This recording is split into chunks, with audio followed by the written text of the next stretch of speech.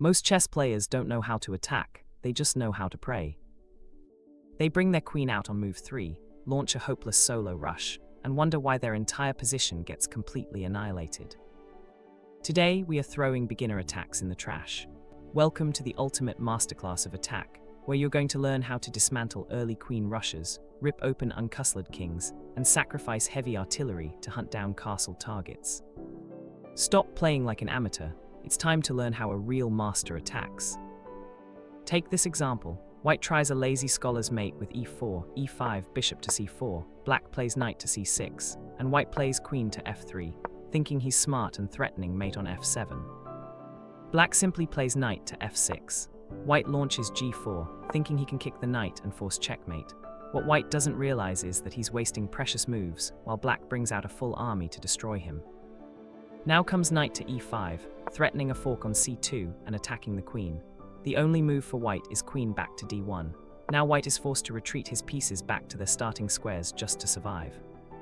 Here comes the counterattack, d5. White plays e takes d5, then bishop takes g4. White's only move to stay in the game is bishop back to e2.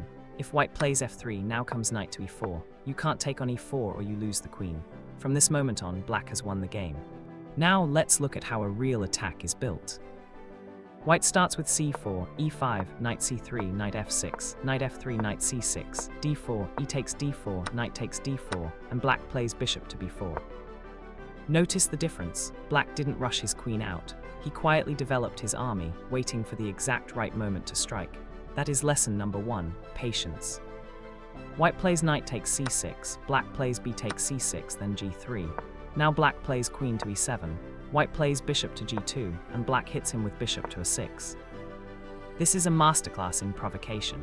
Always look for ways to force your opponent to push pawns, because every pawn push creates permanent weaknesses you can exploit. White is forced to play queen to d3 to defend c4. If he tries bishop d2, he drops the pawn. If he tries b3, he loses the knight on c3. But by forcing white's queen to d3, black sets the trap and strikes with d5. What a move! White can't take with the c-pawn because it's pinned to his queen. White plays b3, and now comes black's first brutal sacrifice, d4. Why does this pawn's sacrifice work? Because black's pieces are completely active and ready to strike. That's lesson number 2. If you have the chance to sacrifice a pawn to open up lines for your entire army, don't hesitate. If white tries bishop takes c6 check, black plays king f8. If bishop takes a8, black takes on c3 with the pawn, takes the rook on a1 next, and ends up a full piece ahead for an easy win. White saw all of this, so after d4, he decides to accept the pawn on d4 instead. Black instantly swings the heavy artillery, rook to d8. White plays bishop takes c6 check, black plays king f8, and white is in massive trouble. Any queen move loses the knight and the rook on a1. If white plays queen a3, you trade queens, take on c3, and win easily.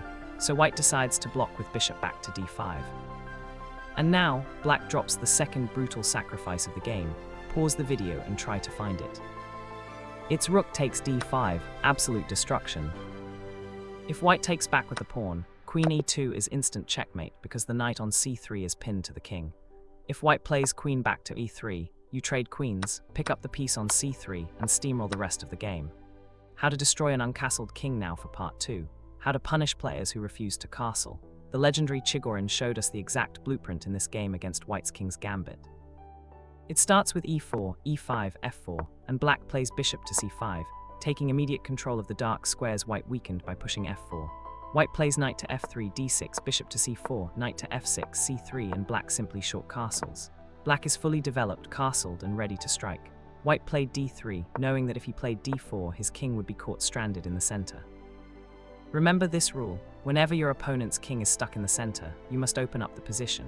If you succeed in opening the center, you will either checkmate them or win massive material. White knew that if he played d4, black would open up the position after e takes d4, c takes d4, and bishop to b4 check. White couldn't block with knight d2 because he would lose the pawn on e4, so he had to play bishop to d2, bishop takes d2 check, and knight takes d2. Now black strikes in the center with d5, opening up the e-file. White plays e5, black plays dc4, e takes f6, and you can already see white's drawbacks from passive play. He has weaknesses on d4 and f4. So after short castle, d3, knight to c6, white played queen to e2. Black instantly swings the artillery with rook to e8. White plays f5, trying to close the center so he can build an attack on the kingside. Here is a crucial rule you need to know by heart. Whenever your opponent attacks on the flank, you strike back in the center. The center is White's only anchor. If it falls, his entire position collapses with it. Black plays d5. If White takes with the pawn, Black plays e4. Guess what? White is dead lost. Taking on e4 costs the queen, and taking on c6 loses a piece and the queen. So White dropped the bishop back to b3. And now, pause the video and try to find Black's brutal sacrifice. Its bishop takes f5. Black noticed two key things. First, White's king and queen were lined up on the same file. Second, opening the center would shatter White's remaining defenses. If White accepts the sacrifice with e takes f5, e4 gets the job done. Black gets his piece back, ruins White's pawn structure, and wins easily. King to d1 would be the only survival move, but after e takes f3, queen takes f3, Black hits him with knight to e5. White saw this and tried bishop to g5. Black didn't care and kept ripping open the center with d takes e4. If White plays d takes e4, bishop to e4 wins a second pawn. If queen takes e4, Black trades with knight takes e4, bishop takes d8, rook takes d8, and enters an easy win 2 pawns up. So White tried queen to c4. From here, there's no need to overcomplicate things. Black plays the calm, brilliant move, queen to d5. When you're up material, swap pieces, head into the endgame, and claim your win. Many players get greedy and try to force checkmates, which gives their opponent chances to survive. White played queen to b5, and Black dropped the final blow, bishop to f2 check, a devastating discovered attack that wins White's queen and ends the game. Attacking the castled king now for part 3, how to destroy a king that already castled. Yes, even a castled king isn't safe if White ignores the fundamental rules of attack. Let's look at this game. White starts with e4, e5, knight f3, knight c6, bishop c4, bishop c5, d3, knight f6, bishop g5, h6, bishop back to h4, d6, and White short castles. Big mistake. Castling here was completely wrong from White, because Black is already locked and loaded to launch a terrifying kingside storm, and castle long later. Even if White tries to build counterplay on the queenside, he is going to be way too slow. Black instantly launches g5, White steps back with bishop to g3, and Black hits him with h5. White plays knight takes g5, and Black pushes h4. Wow, Black is going all in. Notice two crucial things here. First, Black opened up lines directly toward White's king while his army is fully ready to strike. Second, the center is completely closed, which means White has zero counterplay. White plays knight takes f7, forking the queen and rook, but Black doesn't care. Pause the video and try to find Black's next move, it will leave you speechless. It's h takes g3, sacrificing a whole queen, absolute pure art of attack. Look at the board, Black's bishop on c5 is slicing down the diagonal, the rook on h8 owns the open file, and the knight on f6 is ready to jump in at any second.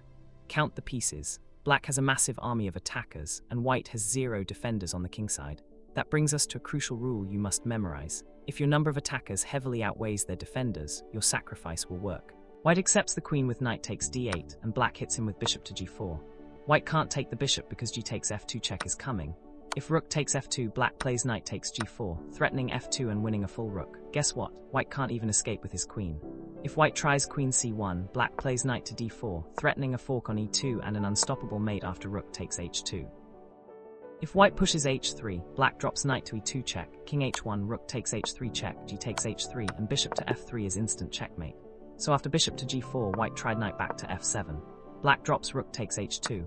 White plays queen to d2, Black brings the cavalry with knight to d4. Look at this board position, it's pure beauty. There is literally no way for White to stop checkmate unless he surrenders his queen and half his army. This is how you attack in chess. Open the center against uncastled kings, launch storms against castled kings, flood the board with attackers, and you'll play like the legendary Muckle Tal.